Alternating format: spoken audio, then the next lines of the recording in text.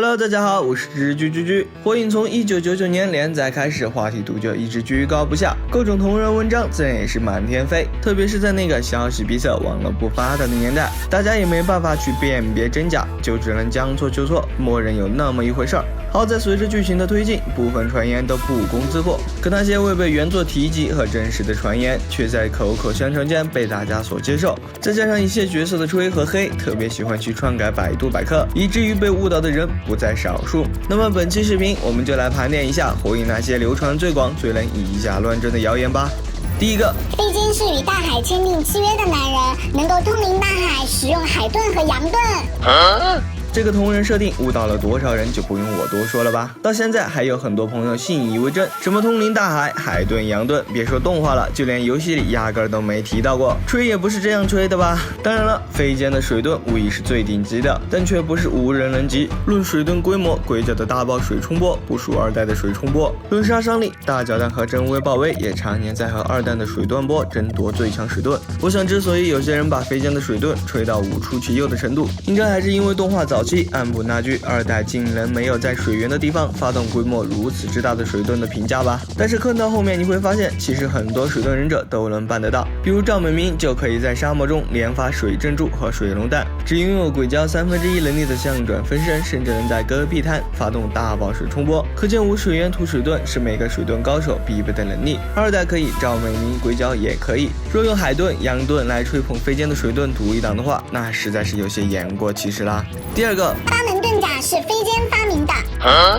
坊间一直流传着这样一句话：如果你不知道一口黑锅谁来背，那一定是团子；如果你不知道一个忍术是谁发明的，那一定是飞间。正是由于飞间一手开发了飞雷神、多重影分身、秽土转身等众多禁术，也因此被冠以禁术大师的名号。但关于八门遁甲的出处嘛，原作里是没有交代的，是不是飞间开发的就不好说了。在我看来，八门遁甲更像是那些没有忍术幻术才能的平庸之人，为了突破阶级、逆天改命，不得已采取尝试的。毕竟学习八门遁甲的难度极高，对身体素质和意志力都是一种挑战，不是一朝一日就能速成的。像飞间这种手握一大把禁术，战斗时可能还会纠结于用哪个的天才，完全没有必要去开发学习八门，何必吃那个苦呢，是吧？但有些人说八门遁甲是凯的父亲麦特戴发明的，这也说不通。自动画639集，根据班与凯的对战时的自白可知，班显然是知道八门遁甲，可见班生前八门遁甲就已经存在了，那就不可能是麦特戴发明的了，毕竟时间年龄是对不上的。第三个，飞间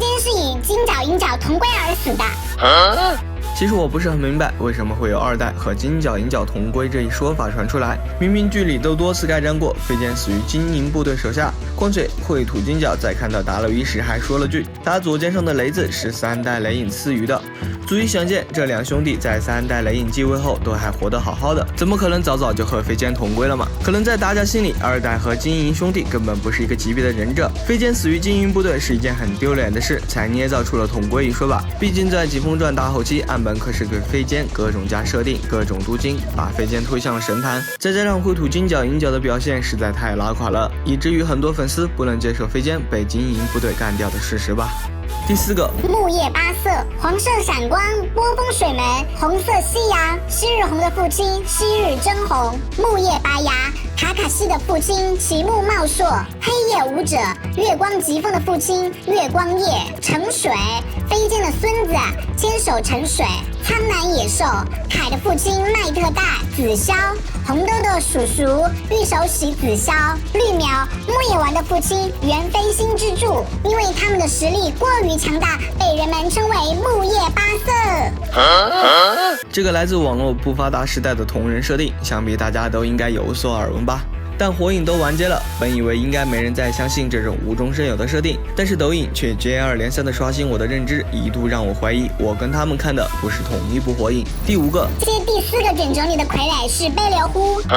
在动画蝎与千代小樱的战斗中，蝎一共使用了3个卷轴，剩下的一个未开封的卷轴一直吊着大家的胃口。近些年来，竟传出了蝎第4个卷轴里装的是悲流乎的说法。悲流乎大家还记得吗？就是剧场版火一之的寄生者中那个能使用4种血祭仙界的 BOSS， 并且这种说法还不是空穴来风，而是有出处的。在2014年发行的游戏《火影忍者疾风传：究极风暴革命》收录的小创生篇动画里，谢就在对战大蛇丸时说过，虽然用飞流户也未尝不可这样一句台词，大家自然也就认定飞流户是谢的最后一个傀儡。不过后经证实，这其实是翻译乌龙，因为这座游戏首发的欧版、美版、日版里是不含中文的，而恰巧的是，飞流户与飞流虎的英文、日文名字都是一样的，国内字幕组在汉化时就误把飞流虎翻译成了飞流户，才有了这么一说法。还好官方15年更新了繁体中文补丁，证实了些说的傀儡是飞流虎而非飞流户，所以些压箱底的第4个卷轴里究竟装的是什么，至今仍是个谜。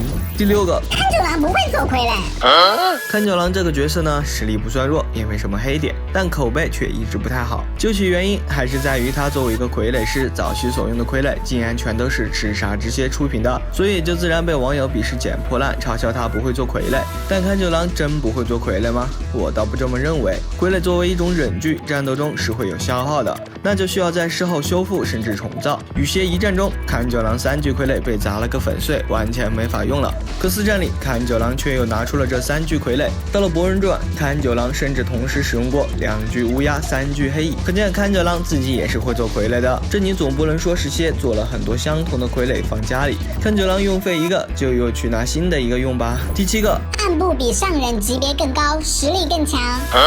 一个忍村正规部队的忍者等级从下到上依次是下忍、中忍、特别上忍、上忍一，而暗部是直属于火影的另一个部门，和正规部队分属于2个不同的体系，两者是不存在上下级关系的。能不能进入暗部，取决于你个人能力适不适合暗部的暗杀、潜伏、谍报这类工作，而不是在于你实力有没有达到上忍以上的级别。你甚至可以先加入暗部，再去提升自己的实力。比如年幼时期就加入暗部的佐井和游女曲根，所以暗部忍者也是良莠不齐的。白和佐井是暗部，右和直水也是暗部，实力跨度也会很大。暗部不一定比上忍弱，也不一定比中忍强，上忍、中忍吊打暗部的例子也是屡见不鲜。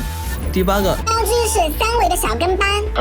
这也是有根据、有出处，但也未被证实的谣言。在日本神话故事中，就有一头形似鲨鱼的海兽，名为基辅，它身边还跟着一条名为角鸡的小鱼，靠吃基辅的剩饭残渣生存。这也恰巧对应了火影里3尾基辅和忍刀角鸡，所以网友们也很自然的把3尾和角鸡联系到了一起。只不过岸本并没有把它们关联起来，我们也就只能当火影里没这种设定了。第9个，须佐能乎是 S 级忍术。经常会看到很多朋友把一些很强的忍术定义为 S 级，其实这是不正确的，因为忍术等级是根据学习难易程度来划分的，学习难度越大，等级就越高，跟忍术强度其实是没有太大关系的。火影全剧500多个术中 ，S 级术仅有20个，感兴趣的朋友可以去翻翻之前我做的一期 S 级忍术大盘点的视频。而血祭仙界、血祭淘汰、血祭网络、秘术、仙术这5类比较特别，他们是不划分等级，因为他们都有学习门槛，不是你想学就能学的。比如丁次经常使用的背化术，就是把身体变大而已，你觉得很强吗？好像没有吧。学习难度很大吗？也不见得吧。但这个术是秋道一族的家族秘术，它既不外传，也需要配合秋道族人的体质来使用。即便这术学起来很容易，但你不是秋道一族的人，就没资格学习。外人当然也就不好去评判这术的难易程度，去给它划分等级啦。是按学习难度划分等级没错，难道我们粉丝就不能按强度来划分吗？须佐就是很强，他就是配 S 级啊。我很理解这种想法，但按强度划分等级是不科学的，因为忍术的强度是与使用者直接挂钩的。同样是 B 级火盾，为什么班的好火灭却看上去明显要比哈斯玛的灰鸡烧、角度的头克虎强呢？那还不是因为好火灭却的使用者是班啊。再举个例子，同样是 A 级的手里剑影分身术，木叶丸用是这样的。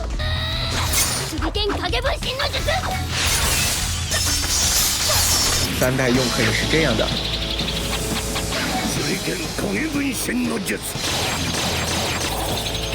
也可以是这样的，